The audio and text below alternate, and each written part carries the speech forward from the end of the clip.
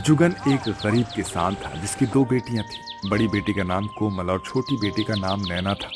गरीब होने की वजह से वो बस दिन रात अपनी बेटियों की शादी के बारे में ही सोचा करता था। क्या हुआ पिताजी? आपको खेत पर नहीं जाना क्या? आप किसी सोच में डूबे हो? जाना है बेटी। बस मैं तो यही सोच रहा था कि तुम लोगों का विवाह हो जाए, उसका बाद हम मर भी जाऊं तो कोनो समस्या नहीं है।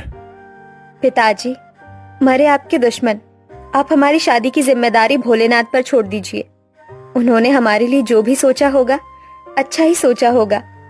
हाँ पिताजी, नैना बिल्कुल ठीक कह रही है। ठीक है, मुझे मेरी कुल्हाड़ी तो दे दो, मैं खेत पर चला जाऊं। जिसके बाद नैना अपने पिता को उनकी कुल्हाड़ी लाकर देती है और जुगन अपनी कुल्हाड़ी लेकर खेत पर चला जाता है। लेकिन उसके खेत पर आ जाने के बाद भी उसका ध्यान अपनी बेटियों की शादी के बारे में ही लगा रहता है। जब वो खेत में बैठकर अपनी बेटियों के बारे में सोच रहा था कि तभी वहाँ पर गाँव के श्याम पंडित वहाँ आते हैं। क्या हुआ जजमान, आप काफी चिंतित नजर आ रहे हैं, क्या बात है? अरे पंडित जी, अब मैं आपसे क्या बताऊं, कुछ छुपाने वाला बात तो है नहीं। अपनी दोनों बेटियों का विवाह बहुत हमें मुश्किल लग रहा है, बहुत चिंता में हूं हम। पता नहीं कैसे अपना बेटी लोग का शादी करवा पाऊंगा। आपको तो पता ही है कि हम कितना गरीब हूँ। अरे जजमान, तो फिर इसमें इतनी फिक्र करने वाली कौन सी बात है? आखिर गरीब की बेटियों की भी तो शादी होती है ना। हाँ पंडित जी, होती तो है, लेकिन आखिर मेरी बेटियों की शादी कब होगी? वो अब शादी लायक हो गई है। आप ही मुझे कोनो अच्छा घर बता दीजिए जो दहेज के ज्यादा डिमांड नहीं करे। अरे हाँ जी जुगन जी, मुझे याद आया, हमारे पास के ही गांव के सरपंच मोहन जी के दो बेटे हैं। उन्हें दहेज का कोई लोभ भी नहीं है, बस उन्हें बहुएं सुशील और संस्कारी चाहिए। और मेरे ख्याल से आपकी बेटियों में ये गुण तो कूट कूट कर भरा हुआ है। तो मैं ये सोच रहा था कि क्यों ना मोहन जी के दोनों बेटों की शादी आपकी दोनों बेटियों से करवा दिया जाए। अगर ऐसी बात है तो फिर आप बात आगे बढ़ाइए। हाँ, पर एक समस्या है जी। कैसी समस्या पंडित जी? वो दरअसल बात ऐसी है कि सरपंच जी की पहली पत्नी के दो पुत्र हुए और फिर एक गंभीर बीमारी के कारण उनकी पत्नी का स्वर्गवास हो गया। अब अपने बच्चों के पालन पोषण के लिए उन्होंने दूसरी शादी की थी, जिससे उनकी एक बेटी हुई। यानी सीधी बात कहूँ तो उन दोनों की वो सौतेली माँ है। अगर इस बात से आपको कोई आपत्ति ना हो तो मैं बात आगे बढ़ाता हूँ। पंडित जी, मेरी बेटियां वहाँ खुश तो रहेगी ना? हाँ हाँ जुगनू जी, कोई ऐसी बात नहीं है, वो जरूर वहाँ पर खुश रहेंगी। मोहन जी के दोनों बेटे कैलाश और कुणाल दोनों ही बड़े सीधे हैं। अब फिर ठीक है।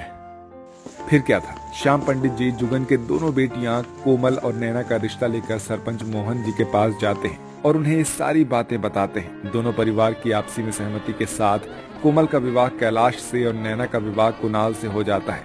इसके बाद वो दोनों बहनें अपने ससुराल आ जाती हैं। आ गई मेरी गरीब बहू, तुम्हारा स्वागत है समीर ससुराल में। अरे भाग्यवान, तुम क्या बोल रही हो? जरा सोच समझ कर बोलो।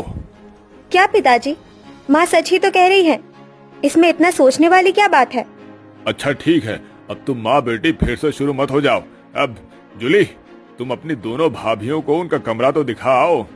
मोहन के इस तरह कहने पर जूली अपने दोनों भाभियों को उनका कमरा दिखाने के लिए चली जाती है। जूली उन दोनों को एक ही कमरे में ले जाकर खड़ी कर देती है। ये क्या दीदी, आप हम दोनों को एक ही कमरे में ले आई? हाँ तो भाभी, आपको क्या लगा कि आप लोगों के लिए हमने अलग अलग रूम बनवाया होगा? देखिए, मैं आपको बता दूं कि शादी से पहले भी कैलाश और कुणाल भैया इसी कमरे में एक साथ रहते थे। अब आप दोनों को देखिए कि आप यहाँ कैसे रहेंगी। ऐसा कहकर जूली वहां से चली जाती है। दरअसल मेनिका और जूली कैलाश और कुणाल की सौतेली माँ और बहनें थी। साथ ही जूली और मेनिका का स्वभाव बहुत ही घमंडी था। कहने को तो कैलाश और कुणाल दोनों ही इस घर के बड़े बेटे थे, लेकिन मेनिका के राज में वो दोनों बस इस घर के एक नौकर के समान थे। और शायद इसलिए मेनिका के दोनों बहुएं आने के बाद भी उसका रवैया अपनी बहू के प्रति कुछ वैसा ही था। कुछ देर बाद कैलाश और कुणाल अपने कमरे में जाते हैं। कोमल, माँ और मेरी बहन जूली की बातों का प्लीज बुरा मत मानना। आप फिक्र मत कीजिए। हाँ, अगर उनकी बातों से आप दोनों का कोई ठेस पहुंची हो तो हम लोग उनकी तरफ से माफी मांगते हैं। प्लीज माफ कर दीजिए। नहीं नहीं कुणाल जी, आपको माफी मांगने की कोई जरूरत नहीं है। हमें पिताजी ने पहले ही सब कुछ बता दिया था और हमें इन बातों से कोई फर्क नहीं पड़ता। हाँ, अगर आप हमारे साथ हो तो हमें किसी भी चीज की परवाह नहीं। अभी ये सब छोड़िए, अब हमें ये बताइए कि हम एक कमरे में भला अपनी पहली रात कैसे बिताएंगे। हाँ, मैं भी यही सोच रहा था, कोई तरकीब निकल जाता तो बहुत अच्छा होता। मेरे पास एक तरकीब है, क्यों ना हम छत पर चलें? हमारा छत वाकई में बहुत बड़ा है और क्यों ना आज हम वहीं पर रात बिताएं? अगर ऐसा है तो फिर हमें छत पर ही चलना चाहिए, खुली हवाओं के बीच। इसके बाद वो चारों ही छत पर चले जाते हैं और वहां बीच में एक पर्दा करके दोनों अपने अपनी तरफ अलग अलग बिस्तर लगा लेते हैं। कोमल, तुम्हें मैं पसंद तो हूं ना? ये भी कोई पूछने वाली बात है क्या? ये देखो, मैं तुम्हारे लिए क्या लेकर आया हूँ। अरे वाह, मोगरे के फूल। इसकी खुशबू तो मुझे बहुत पसंद है। इधर कैलाश और कोमल अपने प्यार की दुनिया में गुम थे, तो वहीं कुणाल और नैना भी एक दूसरे की बाहों में समाये हुए थे। इस तरह दोनों देवरानी जेठानी की सुहाग रात छत पर मन जाती है। अगली सुबह कोमल और नैना बहू, आज से तुम दोनों को ही इस घर की सारी जिम्मेदारी निभानी है। आज से पहले तुम्हारे पति इस घर के सारे काम किया करते थे, जैसे कि खाना बनाना, सब्जी लाना, पोछा लगाना और हर एक छोटे से बड़ा काम। लेकिन आज से उनके वो काम तुम्हें करने हैं। साथ ही तुम अपना खाना छत पर चूल्हे पर बनाओगी, नीचे नहीं। ध्यान रहे इस बात का। जी माँ जी, जी माँ जी।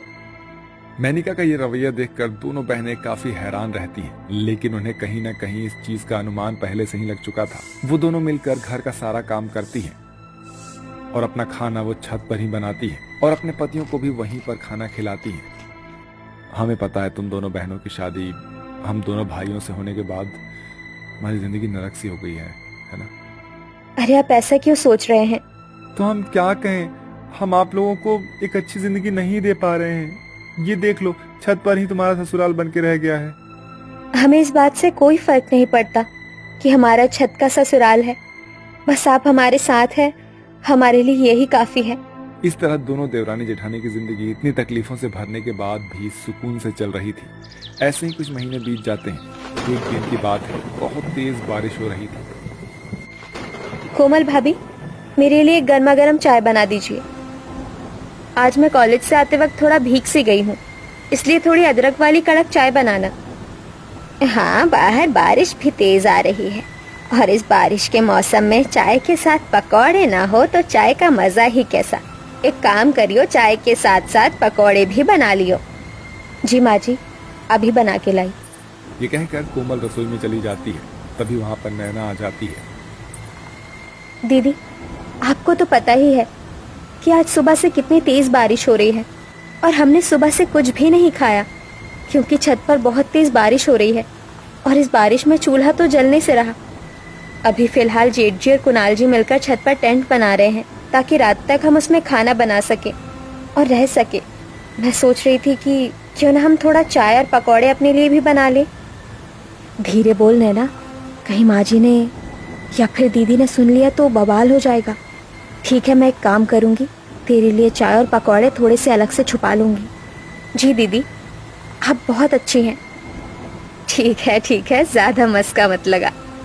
जिसके कुछ देर बाद कोमल चाय और पकौड़े बनाकर अपनी सास और ननद को दे आती है। वहीं दूसरी तरफ जैसे ही नैना, ये ले, मैंने तेरे लिए थोड़े से चाय पकौड़े बना लिए हैं, ले तू इसे छुपके से खा ले। जी दीदी। जैसे ही नैना उस चाय पकौड़े को खाने वाली होती है कि तभी वहाँ पर जूली और मेनिका पहुँच जाती है। नैना के हाथों में चाय की कप देखते ही मेनिका उसे एक जोरदार थप्पड़ मारती है। करम जली नाश पीटी कहीं की, तभी कहूँ सारा राशन आखिर कहाँ चला जाता है। हाँ माँ, मुझे तो पहले से ही इन दोनों बहनों पर शक था। देखो, आज शक यकीन में बदल गया। माँ जी, इसमें नैना की कोई गलती नहीं है। वो सुबह से तेज बारिश हो रही थी, जिस कारण हम सुबह से कुछ भी नहीं बना पाए छत पर। मुझे तुम दोनों बहनों से और कुछ नहीं कहना। चली जाओ यहाँ से, जाकर ऊपर रहो, नीचे आने की तुम्हें कोई जरूरत नहीं है। ऐसा कहकर मेनिका अपनी दोनों बहुओं को वहां से भगा देती है और वो दोनों अपने छत पर चली जाती हैं और सारी बात अपने पतियों को बताती है। ठीक है, तुम दोनों फिक्र मत करो, बारिश रुकते ही हम यहाँ से चले जाएंगे। लेकिन फिलहाल अभी हमें बारिश से बचने के लिए इस तिरपाल को लगाना होगा। इसके बाद दोनों भाई और देवरानी जेठानी मिलकर उस तिरपाल को लगाते हैं और उसमें ही रहते हैं। लेकिन अब बारिश रुकने का नाम ही नहीं ले रही थी। ऐसे ही 2 दिन बीत जाता है और इतनी तेज बारिश के कारण अब गाँव में बाढ़ आ जाता है। माँ, अब हम क्या करें? बेटी, अगर हम कुछ समय और यहाँ रुके तो हम यहीं डूबकर मर जाएंगे। अरे तो इसमें इतनी सोचने वाली क्या बात है, चलो छत के ऊपर चलो। पर वो क्या बोलना चाह रही हो? इस तरह मोहन के पूछने पर जूली उसे कल की सारी घटना के बारे में बता देती है। अरे इस बारे में अब बाद में सोचेंगे, पहले छत पर चलो। छत पर जाने के बाद वो सभी बारिश में ऐसे ही भीगते हैं और इस तरह भीगता हुआ देखकर कोमल नैना अपनी सास, ननद और ससुर को अपने टेंट में ले आती हैं। ये प्यार देखकर मेनिका और जूली का दिल पसीज जाता है और वो उनसे माफी मांगती हैं। मुझे माफ कर दे बहू। हाँ भाभी, मुझे भी आप दोनों माफ कर दीजिए। आप इतनी अच्छी हैं, इतना सब कुछ होने के बाद भी आप दोनों में जरा भी घमंड या अहंकार नहीं है। आप लोगों को माफी मांगने की कोई जरूरत नहीं है। आप हमारा परिवार ही तो है। हाँ, बिल्कुल सही कहा दीदी ने। परिवार में no sorry, no thank you. ये बात सुनकर पूरा परिवार जोर जोर से हंसने लगता है और ऐसे ही बारिश होती रहती है और सभी लोग अब खुशी खुशी रहने लगते हैं।